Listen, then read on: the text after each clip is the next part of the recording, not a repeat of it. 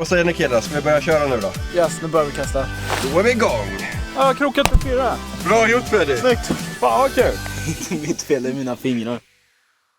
Hallå alla storfiskare, och jag hoppas att ni är ute i detta fina vårvädret och fiskar, för det ska nämligen jag ska tillsammans med Fredrik Sossensson, som är där bakom och håller på att packa in massor med saker, åka upp och fiska i en stor sjö på Förleksgädda med Andreas Seger. Och Andreas Seger, han har varit med i Pike Hero i 2 år, och han har på senaste tiden haft riktigt bra fiske på det stället, så detta kommer bli så himla kul att försöka nöta ut en sista stor gris innan de har lekt klart gäddorna.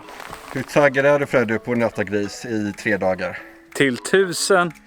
Det ska bli så jävla kul! Det ska det. Ja, och du har varit med på filmer faktiskt. Ja. Men du har inte sagt så mycket om. Nej, jag får ju inte. Men nu får du. Ja, vad kul. Så nu ska vi hoppa i bilen här och sen så åker vi 4 timmar och på vägen ska vi stanna och köpa mat och sen så sova och sen så kör vi imorgon. Nu hoppar vi in och kör.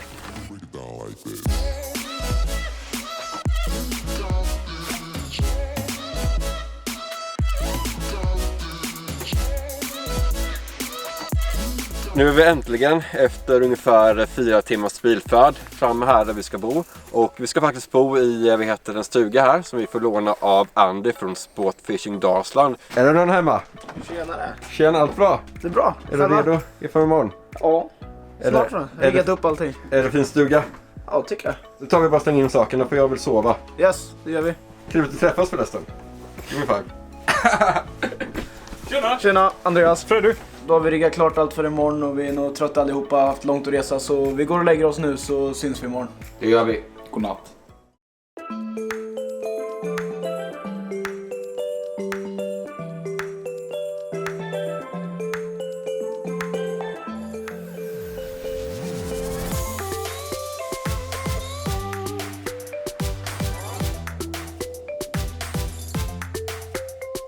Då har vi kommit fram till första platsen här för idag. Vi ska börja med att drifta av en ganska djup brant här. Vi har upp till 2 meter här uppe på högersidan och på vänstersidan går det ner till ungefär 26 meter. Så ska vi fiska av den kanten och se vart fisken står. Alltså vilken underbar dag vi kommer få här. Helt soligt och som du ser här så blåser det lite och det tror jag kan vara ganska viktigt. Men nu är du taggad till 1000 Freddy? Jajamän. Så nu tar vi och börjar rigga sakerna. Det gör vi. Och jag har aldrig fiskat här tidigare efter gädda och då gäller det att fråga de som vet hur man fiskar här vad man ska göra. Och du, vad är det som gäller här för någonting? Det finns 2 olika typer av dagar här ute. Antingen så är det såna här stora gummibeten i de här färgerna som gäller. Eller så tar de bara jerkbaits. Vi kommer se ganska snabbt vad de hugger på, om de vill ha de här stora straightbaitsen eller om de vill gå på sida gång idag. Men jag tänker helt klart börja med gummi. Så du börjar med gummi, vad börjar du med? Jag kör gummi. Och jag tänkte också börja med gummi. Yes, då ser vi om de hugger på det. Och det var shallow-riggat alla dina beten alltså, varför? Nej, vi fiskar på ganska djupt vatten, men jag tycker om att fiska betena riktigt högt upp mot ytan. Gäddorna här ute stiger gärna och klipper betena i alla fall, även fast det är djupt vatten under dem. Så jag upplever att man får mycket fler hugg så än att gå och dunka botten. Så stora beten som är shallow-riggade och ganska naturtrogna. Yes. Nu har jag plockat upp alla beten som jag kan börja köra med. Och så här har vi en sån här jerkbait, en guppy som jag har mycket profil på, så kommer jag testa senare. Och sen har vi Hooligan Roach, det som är så bra med denna. Den har en ganska stor paddel och sen så är den en ganska stor profil. Så den gör mycket reklam för sig. Och sen så har vi nättelaken, fungerar kanon här. Stort bete, gör mycket väsen ifrån sig. Och det är de betena som jag kommer börja med. Vad säger ni killar, ska vi börja köra nu då? Yes, nu börjar vi kasta. Då är vi igång! Nu var alla beten som jag ska köra med färdigriggade och jag kommer börja att köra med denna Hooligan Roachen i färgen Blue Searcher. Och det som är lite kul med denna färgen är att det är jag som har designat den tillsammans med Joakim Glans. Och Andreas som tycker att denna färgen den fungerar förmodligen jättebra här. För det finns så mycket siklöjor, det finns så mycket nossar och de har lite sån här blåton. Så denna kommer jag börja med och nu är jag taggad till 1000 för jag känner på mig att idag så kommer jag att fånga en gris alltså. Eller hur Freddy? Ja!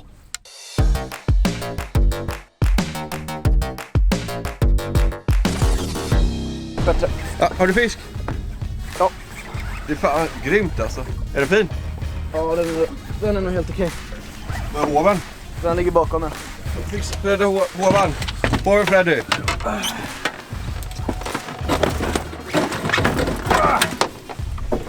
Fan, den går neråt i alla fall. Ja, den här måste vara bättre alltså. Är med? Ah, sådär. Men det är en start alltså efter 5 minuter. På en Giant Pig Shad. Snyggt Andreas! Tack! Give me 5. Ja men det är väl ändå en fin start på dagen. Ja. Så här ska vi ta 120 cm. Ja, då väger de nog lite. Se hur lång den är. Första fisken för dagen den är så mycket som 88 cm. Yes. Du kör tillbaka den? Ja, det tycker jag. Ja, han vill tillbaks. Grymt, då fortsätter vi kastar. Det gör vi. Snyggt.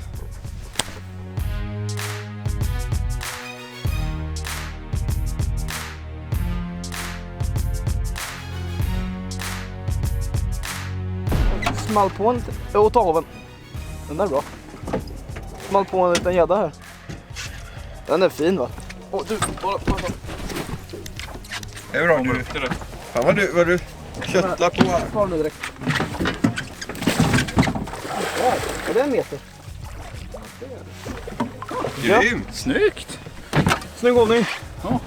Så ska det se ut. Vi har hittat dem. Ja, här stod de. Tar vi 3 till. Samma size. Ska vi fortsätta kasta nu då? Ja, nu fortsätter vi kasta för nu troligtvis då så är det någon typ av betfistim som har gått in mot den här vallen som är här. Så förhoppningsvis så är de igång och äter nu så kan vi få några till snabbt inom 10 minuter. Yes.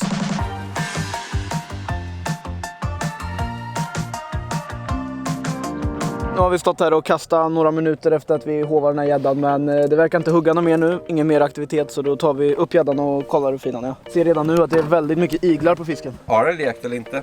Nej, den här har nog inte lekt. Men den är skadad på fenorna. Ja, det var den. Ja, det var den. Ja, det är den faktiskt. Ser riktigt lång och fin ut. Ja. Vi tar och mäter dem. Det gör vi. 108 cm. 9 om du kan, men 108. Ja. Det här har varit en bra tävlingsfisk och det är ju tävling bara om ett par dagar nu så vi får komma hit och hämta den här då igen. Ska vi köra tillbaka den? Det tycker jag. I med den.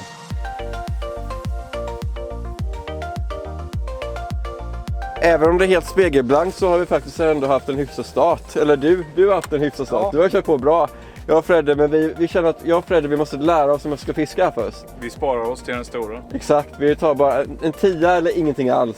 Så får du göra små fiskar. Ja, jag fortsätter dra mina små 108 ja. Gör det. Utlekta. Vi tror faktiskt att den där fisken var ute i jakt.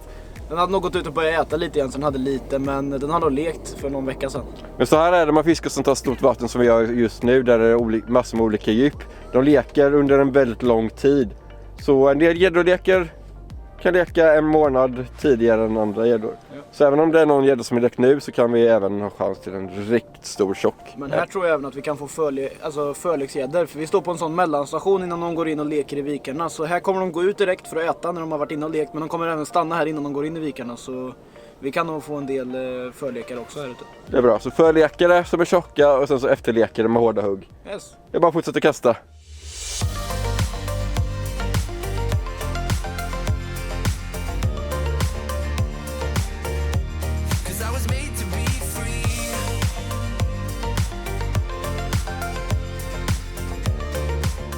Sen tycker jag alltid det är kul att kolla vad folket med fiskar med har för grejer när de kör. Så Andreas, du får visa vad har du för utrustning nu när du kör så här förlekssida. Nu när vi är ute och fiskar lite djupare vatten här och kastar ofta tunga beten som den här Giant Pig Shaden här. Då använder jag mig av det här nya Lizard X-spöet som har kommit från BFT. Det här är modellen upp till 200 gram, Pierre Monniarets signaturspö. Ett riktigt långkastande spö med skön helaktion i. Det här är ett rappt spö så du kommer sätta mothuggen rätt. Det har vi sett idag. De satt klockrent där ute. Det var inget snack om saken. Nej, jag har fiskat med det här spöet nu i 3 veckor ungefär och hittills är det 2 över 10 på det och jag har fått buga djupt många gånger. Jag älskar det. Buga djupt. Men jag vet inte om du sa det, men det kan jag säga. Men när du fiskar förlex, du vill ha ett styrt jävla spö som bara kan nita kroken alltså. Du vill inte ge gäddan så mycket tid att hålla på själv utan du kan bara pressa in dem till båten och få in dem i hoven direkt. Och jag kör idag med detta Saxa Shade Pike Edition. Och det är så att i förra filmen så körde jag med spö som var upp till 120 gram. Men här när vi fiskar med lite större beten och riktigt behöver sätta krokarna i gäddmunnen, så gör jag precis som Andreas och kör med ett styvare spö. Och just detta spöet är upp till 170 gram. Men det som jag gillar just med de här saxaspöna är att de är extremt lätta, och tillsammans med en Revo Beast-rulle från Abu. Det som är så bra med denna rullen, den väger inte mycket alls, samtidigt som den har en väldigt stark broms. Så du kan riktigt verkligen nita krokarna in i gäddmunnen, och det är extremt viktigt. Så kombination med en lätt rulle som är stark och ett kraftigt spö som är lätt, så är detta en riktigt skön kombo för att fiska sån här förnäcksfiskar.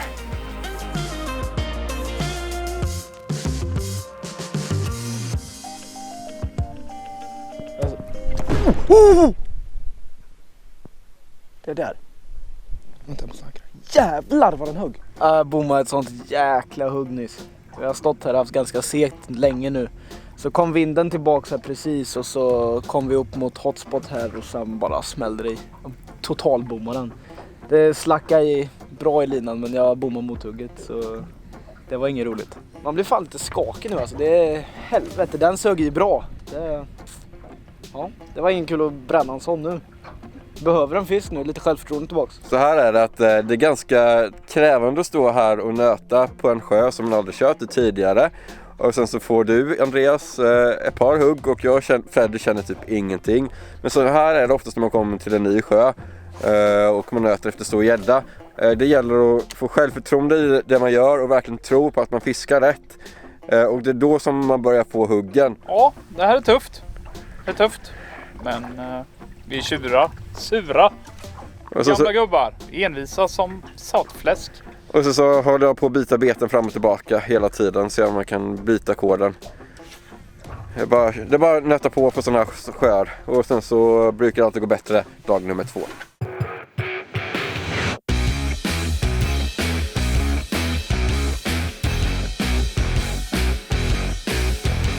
Ja, krokat för 4. Är den stor? Den var rätt hyfsad. Är det PV? Det vet Den vi stånkar inte. lite va? Ja, den är lite, bråkar lite. Spännande. Jag har inte sett den va? Nej. Rätt så fel. Jo då. Det är riktigt fin. Bra gjort Fred! Oh! Han var kul! Bra gjort Freddy! Snyggt! Fan vad kul! Och jag blankar inte. Just nu har jag 9,21 som personbästa. Och den som ligger i hoven där, den är nog i vart fall upp och klicka på det. Nytt ställe, andra kastet. Klipper gris. Härligt. Så nu Andreas ska vi fortsätta kasta här lite och låta den ligga där i va? Yes, vi fortsätter kasta jag brukar kasta ungefär 7 minuter. Har vi inte haft något mer så brukar jag kolla på dem och ta upp dem, mäta dem, väga dem. Men oftast som sagt så kommer de i perioder, så jag brukar kasta av det här området, ankra med elmotorn, och händer ingenting mer så tar vi hand om fisken då. Men den ligger så fint i hoven och mår bra där, så får den bli av med lite mjölksyra också. Nu har vi kastat av det här stället ett par minuter till, så nu ska vi ta och mäta och väga den här. Är den 112? Den är 112. Fan grattis, det är längd-PB Freddy. Jajamän, 112 centimeter. Så har vi vägen också, se om det är nytt. Vikt-PB också. Ja, det kan mycket väl vara. 8,11. 8,11.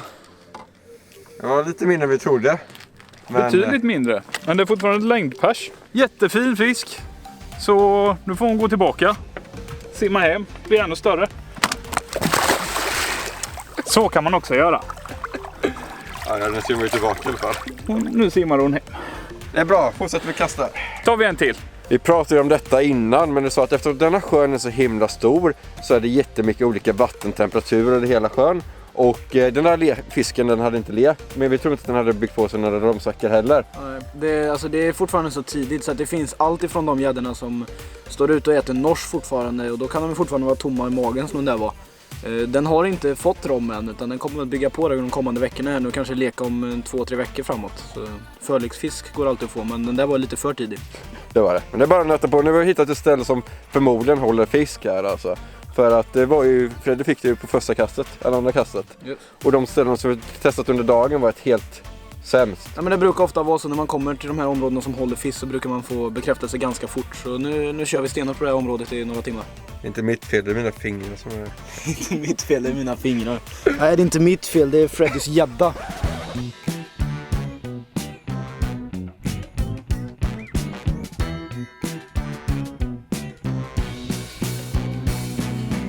Nu är dag 1 av dag 3 här ute på denna sjön klar. Och vad säger du? Vi har haft soligt och bleke idag så gäddorna har inte riktigt velat stiga högt upp och ta våra beten. Men vi kommer tillbaka imorgon efter dem och toppfiskarna har ändå funnits där så vi är ändå nöjda med 112 och 108. Ja, det är riktigt fina toppfiskar och nytt längd-PB till dig, Freddy. Vad säger du? Jajamän. Men imorgon tar vi nog en större. Det gör vi. Det är rätt attityd. Och sen vill jag också bara tacka Andy från Spotfishing Dalsland för att vi fick bo i hans stuga. Och om ni vill åka hit och fiska så ska ni absolut kontakta honom på denna adressen. Och sen så får vi inte glömma att följa oss på Facebook och Instagram. Länkar finns i beskrivningen och prenumerera och gilla filmen för fler sådana här gäddfilmer. Ha det bra alla storfiskare. Tja!